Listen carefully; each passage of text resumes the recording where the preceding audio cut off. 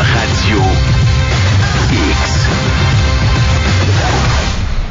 OK, on est de retour. 5h46, vous êtes dans le 5 à 7. Je vous disais avant la pause que, l'année 2012 a été plutôt difficile au niveau du cinéma québécois, mais là, on va en revenir un petit peu, parce qu'on est en 2013 et qu'il y a des gens qui continuent de travailler fort dans ce domaine-là pour offrir un divertissement qui vient du Québec aux gens qui sont des amateurs de cinéma. Et c'est le cas du film Roche-Papier-Ciseaux, qui prend l'affiche très prochainement, donc moi j'ai eu la chance de voir hier. Bon, il y en a qui vont dire t'es chanceux toi. Ben écoutez, c'est la vie. C'est comme ça. C'est comme ça, exactement. La voix que vous venez d'entendre, c'est celle de Yann Lanouette-Turgeon, qui réalise son premier long métrage qui est Roche-Papier-Ciseaux. Bonjour. Bonjour. Ça va bien? Oui, ça va très bien. Et avec lui, on a deux des acteurs principaux de ce film-là, que vous reconnaîtrez très facilement.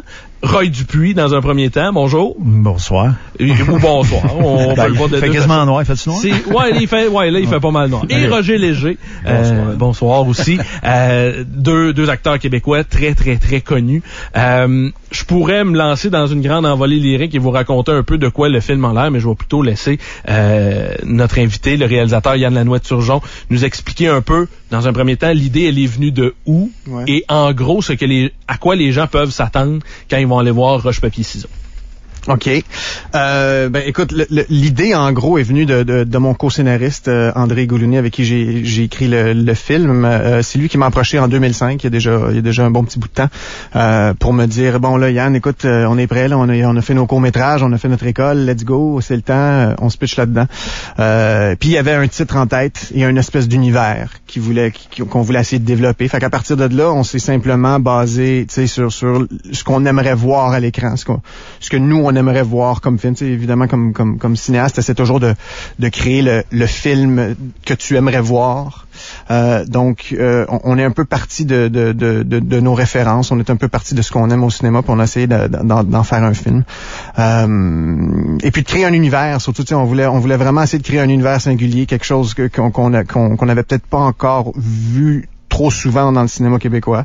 Évidemment, tout a déjà été fait à quelque part, mais nous, on voulait vraiment essayer de lui donner une couleur particulière, de lui donner notre couleur. Puis voilà, c'est un peu comme ça que ça s'est créé. Hein. Ça a quand même pris 8 ans d'écriture, ça s'est pas fait du jour au lendemain. Fait que il y a eu beaucoup de travail, beaucoup de mines et d'effaces et de crayons et de recommencer. J'imagine. Voilà. Roche-Papier-Ciseaux, ça n'a absolument rien à voir avec le jeu de Roche-Papier-Ciseaux. C'est plutôt lié à 3 histoires différentes qui vont se rejoindre dans un point commun, un peu le point culminant du film finalement. On se lance dans quelle sorte d'univers quand on va voir ce film-là? Ben c'est un film qui est dur à catégoriser à cause justement de ces 3 histoires, puis de ces 3 tons qu'on a finalement voulu quand même assez harmoniser, puis de faire les passages en chacune des histoires quand même assez pour faire ça le plus fluide possible. Mais si on avait à le mettre dans une espèce de case, ce qu'on a beaucoup de misère à faire, on parle d'une fable noire. Tu sais, on répond beaucoup de la thématique des films noirs, mais on a essayé aussi de lui pitcher une espèce de lumière aussi à travers ça pour pas que ça soit justement trop deep, trop dramatique. Fait qu'on essaie de désamorcer ça avec des points d'humour ici là dans les moments les plus dramatiques. Puis voilà, fait que c'était un peu l'univers qu'on essayait d'exploiter à l'écriture de scénario, puis qu'on a essayé de répliquer au tournage. La première chose que j'ai remarqué en regardant le film, c'est évidemment le générique de début. Ouais. Parce que je regardais la distribution. Et là, OK, Roy Dupuis, OK, Roger Léger, OK, Fanny Mallette, OK, Louis Champagne, OK. Là, j'étais là, voyons, donc ben de pour quelqu'un dont c'est le premier long métrage, est-ce que c'est difficile d'aller chercher autant de visages connus? Non, pas du tout. Ça s'est très bien fait, en fait. Puis, je veux dire, à quelque part, à un moment donné, tu sais, quand t'es à ton premier long métrage et tout, quand tu commences à distribuer le scénario à gauche puis à droite pour commencer à faire ton casting, parce que veux pas, après tant d'années d'écriture, à un certain moment donné, t'as des visages qui te pop, puis tu dis, ah ben là, ce personnage-là, ça devrait être tel comédien et tout. Fait que à un moment donné, quand tu commences à distribuer ce scénario-là et que les réponses positives te reviennent, c'est très, très encourageant, puis ça donne un peu de colonne vertébrale à ton projet, tu sais, parce que veux pas, on arrivait un peu du champ gauche, là, on était 2 jeunes scénaristes, j'en étais à ma première réalisation. réalisation. Puis ma productrice, elle n'avait pas non plus une tonne d'expérience. Fait que le fait d'avoir ce beau casting-là qui venait appuyer finalement notre projet, c'était très valorisant. Puis ça nous a donné une colonne vertébrale. Puis moi, à chaque fois que je regardais mon board avec toutes ces faces-là, puis que je voyais mon cast d'ensemble, je me pinçais pour dire... Il y a un élément de fierté, là. Il y a un élément de fierté, mais il y a juste le fait de dire, bordel, c'est exactement ça. Tu sais, je suis content. Tu sais, c'est une grande fierté d'avoir été capable de créer ces rencontres-là, finalement. Là. Et de ce fait, je me tasse vers nos deux autres invités. Je vais commencer avec Roy Dupuis. Comment ça a été à la lecture du script, du scénario? Est-ce que ça a été un oui instantané de dire, ça me tente donc bien de faire ce projet-là? Et que ça fitait bien dans la case horaire, ou ça a été plusieurs lectures? Comment ça s'est passé? Non, j'ai lu ça, j'ai trouvé ça super poche, mais je trouvais qu'il y avait quand même un bon fond, fait que j'ai rencontré Yann, puis on a tout réécrit. Vous vous êtes dit, si je vais là-dedans, Colin, on va être bon de faire de quoi? On va faire de quoi avec ça, là, mais disons que c'est mal parti, mais il y a moyen de faire de quoi. Non, au contraire, ça a été le coup de foudre de suite. C'est le genre d'histoire qui vient me chercher. C'est des beaux personnages, c'est bien écrit, puis comme Yann l'a dit, c'est vraiment un univers particulier. Oui, particulier, parce qu'il y a une des premières scènes où on nous voit dans le film, à part le fait où, puis je veux pas trop voler de punch, mais il y a un certain moment où tu arrives dans une résidence où il y a une injection de sédatif à un moment donné, qui implique aussi une paire de ciseaux. Ouais, c'est ça, je joue un médecin de famille là-dedans. Qui fait du service à domicile. Ou plutôt un médecin qui a été radié, mais Colin, c'est le genre de scène qu'on voit rarement, il me semble, dans le cinéma québécois, parce qu'elle est assez crue, cette scène-là, quand même, où le sang est là, tout est là, on cache rien à l'auditoire, ça frappe l'imaginaire quand même. C'est-tu le genre de scène qui est plus difficile à tourner, des fois, ou? Non. À partir du moment où une scène est bien écrite, les personnages sont bien écrits, sont bien campés, sont intéressants, la scène devient beaucoup plus facile à jouer. Ça va avec. C'est sûr que t'as des états qu'il faut que t'atteignes en tant qu'acteur, mais ça, faut que tu fasses tes devoirs, puis tu sais vers où tu t'en vas. Faut que les choses soient claires. Avec Yann, c'était clair. On se comprenait tout de suite. C'était pas compliqué. L'univers, moi, je l'ai saisi assez rapidement, puis lui, il m'a aidé à m'enligner là-dedans aussi. Mais c'était... Non, au contraire, des scènes intenses comme ça, où il y a du jus, finalement, c'est comme embarquer dans... C'est les plus le fun à faire. D'une montagne russe, d'une certaine façon, oui. À partir du moment où t'as du jus à jouer, c'est souvent plus facile de la recommencer aussi, parce que, c'est ça, il y a une décharge il y a une énergie qui se dégage de l'histoire du texte lui-même qui vient te nourrir, donc, c'est ça. Monsieur Léger. Oui, c'est moi, ça. Oui. Le personnage que vous jouez dans ce film-là est aussi... Oui, Norm.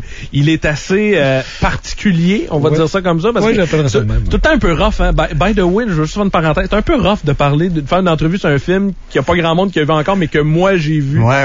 C'est... On va en parler tu veux pas trop révéler c'est ça. Parce que là, si je vole toutes les punchs, c'est plate aussi pour les gens. Mais tu fais bien ça, je connais. Bon, merci. C'est correct. Si tu vas trop loin, on va te le dire. On va t'arrêter juste à temps. C'est bon.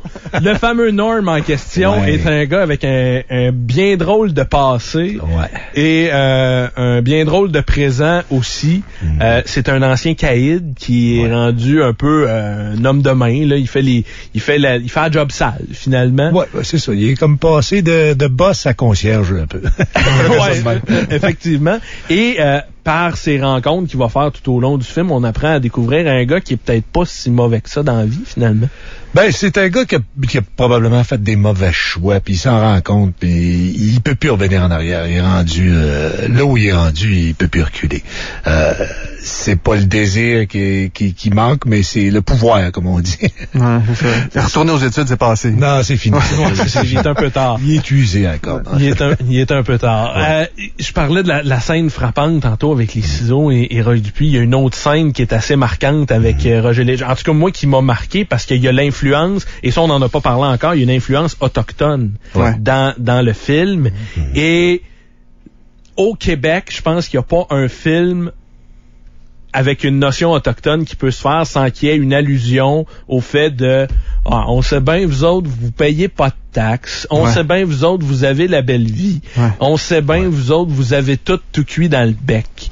Et la scène, justement, qui implique Roger Léger, alias Norm, est assez marquante aussi. Elle est assez drôle aussi.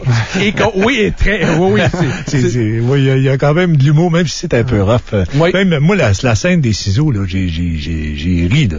J'ai ri cette scène-là de Roy, là, quand tu... C'est vrai que...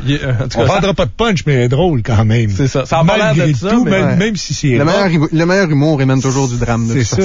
Ouais, c'est ça, exactement. Et justement, revenons peut-être à l'influence autochtone. Ouais. Est-ce que c'était difficile d'en avoir une sans trop y mettre de place, mais en même temps de faire passer un peu le milieu autochtone, la réalité de ces gens-là? Est-ce que c'est une twist qui est pas évidente à aller chercher pour avoir un juste milieu? Ouais, non. En fait, tu sais, toutes les décisions, tu sais, c'est un peu comme la pègre asiatique, l'espèce de toile de fond de pègre asiatique. Ouais. C'est toutes des décisions qui émanent de direction narrative qu'on a décidé d'emprunter, tu sais. Pour le personnage de Boucan, il fallait que ce soit un autochtone, tu sais, ça aurait pas pu être quelqu'un de Montréal ou quoi que ce soit. Il fallait que ce soit un autochtone, tu sais. Puis c'est quelque chose qui nous est venu très tôt dans le processus, et c'est avec ça qu'on a travaillé pour tout le filon du film par la suite.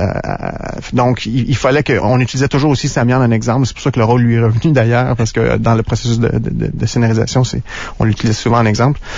Mais c'est pas on voulait pas décrire une situation sociale, tu sais, on voulait l'accrocher au passage, on voulait ouais, c'est ça, on voulait juste l'effleurer au passage, puis c'est une réalité, ça existe, cette espèce d'affirmation faite gratuite de dire vous payez pas de taxes, vous êtes bien et tout, c'est quelque chose de tout à fait commun qu'on entend souvent et qui est quand même assez aberrant d'entendre ça. Donc on l'a utilisé, mais pour que ça serve un narratif, que ça serve une histoire qui est plus grande que juste ce moment-là. T'sais. Et ça établit une complicité tout de suite entre les deux personnages. C'est au début de leur relation, puis ça établit tout de suite une complicité entre les deux.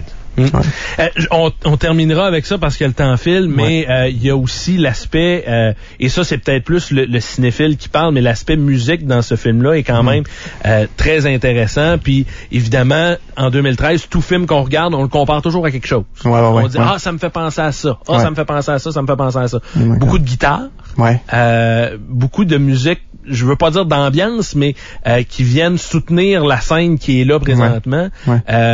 J'ai pensé à Tarantino quand j'ai vu, parce que j'ai vu Kill Bill entre autres et tout ça, puis les petits riffs de guitare me faisaient penser à ça. Est-ce que vous êtes un fan de Tarantino? Est-ce que c'est une influence X, Y, Z? Je veux pas dire que vous y avez parlé au téléphone. Non, mais c'est toujours une façon de voir comment la musique doit être intégrée à un film. Tu sais, souvent, on entend ça souvent, si on n'entend pas la musique, c'est parce qu'elle fait sa job. Tu sais, si on l'a pas remarqué, c'est parce qu'elle a fait son boulot. Mais des fois, quand on le remarque, elle fait sa job aussi. C'est ça. Moi, tu sais, j'aime bien que quand il faut rentrer une musique, qu'on la rentre, puis qu'on l'entende, puis qu'elle prenne de la place. Puis je pense que Tarantino fait ça aussi, tu sais. Fait que c'est normal, la comparaison, si elle est faite. Puis il veut pas, elle a des touches de western, cette espèce de musique-là que nous on a utilisé. On était dans le cadre un peu d'un western urbain, donc on l'a utilisé. Mais oui, j'aime beaucoup ce que Quentin fait, c'est clair. Je suis un fan des frères Coen depuis que j'ai vu Barton Fink en 93, puis que tu sais, fait qu'il y a ces influences-là qu'on retrouve un peu au travers du parcours, mais en même temps, à un certain moment donné dans le processus, les influences comme prennent le bord, puis c'est le narratif qui prend le dessus, c'est l'histoire qui prend le dessus, puis tu sais, c'est juste à la toute fin du processus, j'ai fait comme oui, finalement ça ressemble à ça, tu sais, là, tu sens les on peut mettre le doigt couleurs, tout à fait. Je terminerai avec nos deux vétérans parce qu'on peut dire qu'ils ont pas mal plus de projets que moi j'ai d'heures de vie. Ça se classe comment dans vos projets de film ou de télé, ou peu importe les projets que vous avez fait dans toute votre carrière, ce projet-là, vous le placez où? Est-ce que c'est un projet marquant pour vous? Est-ce que c'est un projet comme les autres? Est-ce que c'est un film pour lequel vous voyez énormément de succès à venir? Comment vous le classez? C'est quoi votre feeling là-dessus? Faites attention à votre réponse. Moi, c'est tout simplement le plus grand film que j'ai jamais fait de ma vie. Moi aussi, parce que je pense que là, après ça, je peux On va demander à M. Turgeon. J'ai tout montré. Moi, dans mes nombreux 4 films que j'ai faits, là, dans mes nombreux 4 films que j'ai faits, je dirais qu'il est au top de la liste. Ouais, puis moi, je veux dire, je peux plus rien faire d'autre après ça. Non, arrête ça. Mais on est... Pas tant dans le bois. On va juste se répéter, là, tu sais. Non, c'est non, mais sérieusement, c'est vraiment agréable à faire. Puis c'est dans les bons films que j'ai faits, sûrement. Ouais. Et on va terminer avec la question plate. Je m'excuse.